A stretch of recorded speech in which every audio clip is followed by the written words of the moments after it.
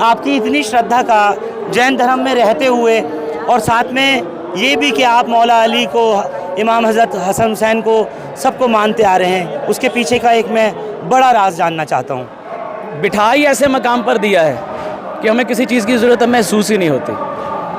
लोग मरने के बाद जन्नत जाएंगे ना, बस हम जीते जी जन्नत में हैं, तो इससे ज़्यादा बड़ी चीज़ क्या चाहिए। एक ऐसा परचम है मौला हुसैन का, जहाँ किसी भी मज़हब का आदमी जाए वहाँ जाके इंसान हो जाता है। यही एक जगह है जहाँ हर शख्स सिर्फ इंसान और मानव के तौर पे देखा जाता है, धर्म के तौर पर नहीं देखा जाता।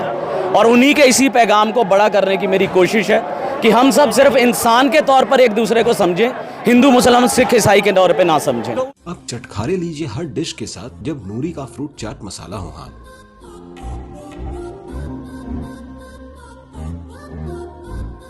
हर डिश की लज्जत बढ़ाए और आपको आपकी उंगलियां चटाए। किसी भी डिश को चटपटा बनाए, आज ही ले आइए नूरी मसाले का फ्रूट चाट मसाला।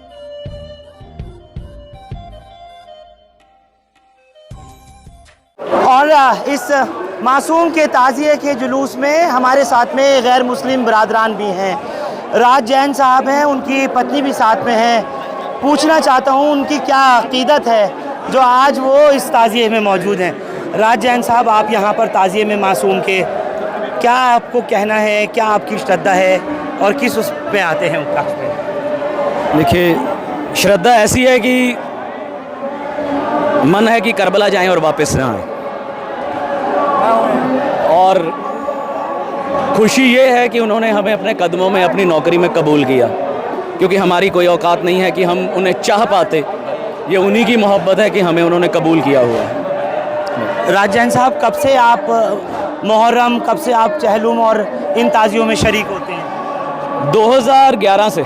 2011 में मैं और मेरी वाइफ पहले 2 लोग थे जिन्होंने अकेले मातम किया था, और आज मौला को चाहने वाले, मैं शिया कम्युनिटी नहीं कहूँगा, अदर सारी कम्युनिटीज़, कम से कम 400 से 500 घर हैं जो इस वक्त अज़ादारी कर रहे हैं और ताजियादारी कर रहे हैं। शहज़ादी का रोज़ा मुबारक, मौला गाजी अब्बास का अलम, जहाँ उन्होंने मुझे बशारत देकर मेरी ज़िंदगी को बदला है, वो वहीं पे लगा हुआ है।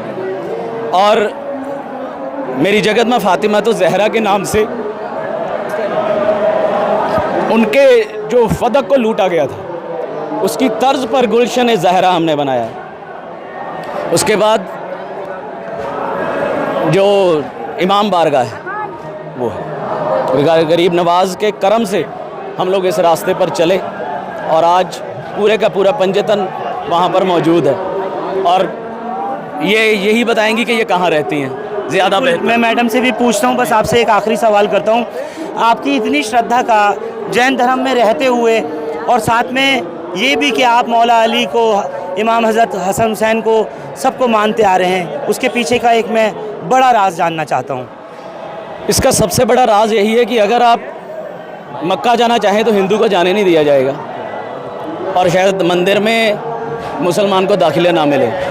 पर एक ऐसा परचम है मौला हुसैन का, जहाँ किसी भी मज़हब का आदमी जाए वहाँ जाके इंसान हो जाता है। यही एक जगह है जहाँ हर शख्स सिर्फ इंसान और मानव के तौर पे देखा जाता है, धर्म के तौर पर नहीं देखा जाता। और उन्हीं के इसी पैगाम को बड़ा करने की मेरी कोशिश है कि हम सब सिर्फ इंसान के तौर पर एक दूसरे को समझें, हिंदू मुसलमान सिख ईसाई के तौर पे ना समझें। तो उन लोगों को क्या मैसेज देना चाहते हैं जो सिर्फ इसी बात की बुनियादें और दीवारें खड़ी किए हुए हैं? उनको यही मैसेज देना चाहूँगा कि अगर अकेला ईश्वर होता तो शायद सभी हिंदू होते, दूसरी कम्युनिटी होती नहीं। और अगर अकेला अल्लाह होता तो और कोई कम्युनिटी नहीं होती। अकेला गॉड होता तो ना मुसलमान होते, ना हिंदू होते, ना सिख होते। इसलिए असल में वो एक है। इस सच को मानो और समझो, इसकी ज़रूरत है, इसकी ज़रूरत है। मिसेज़ राज जैन से भी पूछना चाहूँगा, आप भी शामिल हो रही हैं 2011 से, बता रहे हैं जिस तरह, क्या आपकी अकीदत है, क्या आपकी श्रद्धा है और क्या आपका पैगाम है? देखिए, लफ्ज़ों में इसको बयान नहीं किया जा सकता।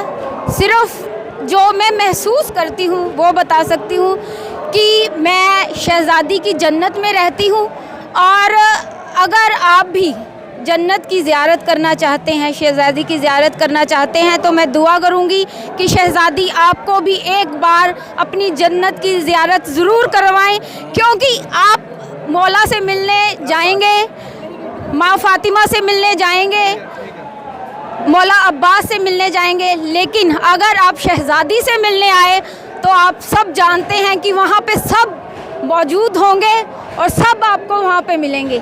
मौला हुसैन भी मिलेंगे, मौला अब्बास भी मिलेंगे, मौला अली असगर भी मिलेंगे, माँ फातिमा भी मिलेंगे, मौला अली भी मिलेंगे, क्योंकि जहाँ पे शहज़ादी है वो जन्नत है और जन्नत में आपको सब मिलेंगे। आपको ये सब किसने बताया? ये चीज़ मैं इसलिए भी पूछना चाह रहा हूँ, एक बहुत बड़ा सवाल है, जनता भी जानना चाहती है, लोग भी पूछना चाह रहे हैं, कहाँ से आपने सब सीखा, पढ़ा? देखिए, मेरे जो रहबर हैं वो गरीब नवाज़ हैं। अगर वो रास्ता ना दिखाते तो शायद इस मुकाम पे मैं आज नहीं होती, और शब्दों में शुक्रिया तो हो ही नहीं पाएगा। और ये दिल की आवाज़ है, मतलब अगर आप बनाना चाहोगे तो बनेगा नहीं। जो आप कहते किसने सिखाया, ये सिखाया नहीं जा सकता, ये रूह है।